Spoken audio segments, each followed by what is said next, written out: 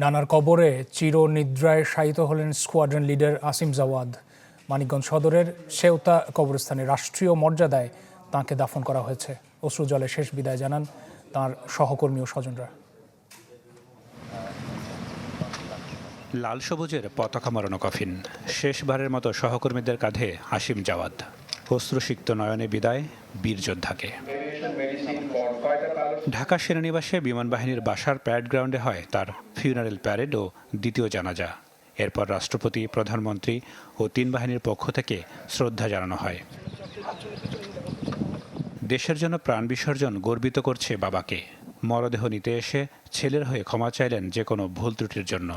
আমি কখনো ভাবিনি আমার ছেলে আমাকে রেখে ওর আম্মুকে রেখে এই দুনিয়া থেকে বিদায় দিবে।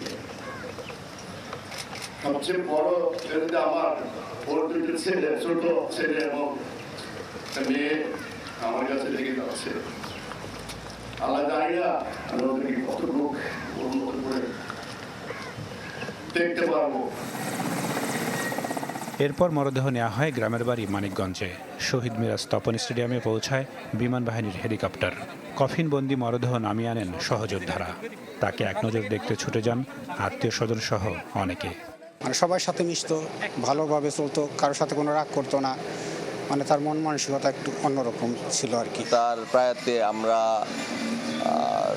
মানিকগঞ্জ, আমাদের পরিবার সহ সারা বাংলাদেশ একটা দক্ষ বৈমানিককে হারালো। কি এইভাবে এই ঘটনাটা ঘটলো তার একটা সঠিক তদন্ত করে সবার মাঝে প্রকাশ করা হোক যে এইভাবে এই ঘটনাটা ঘটেছে, তা হলো কিছুটা হলো সান্ত্বনা খুঁজে পাবে অন্তত তার পরিবার।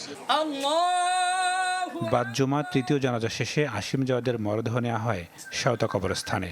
সমাহিত করা হয় নানার কবরে। নাদিম হোসেন, চ্যানেল 24।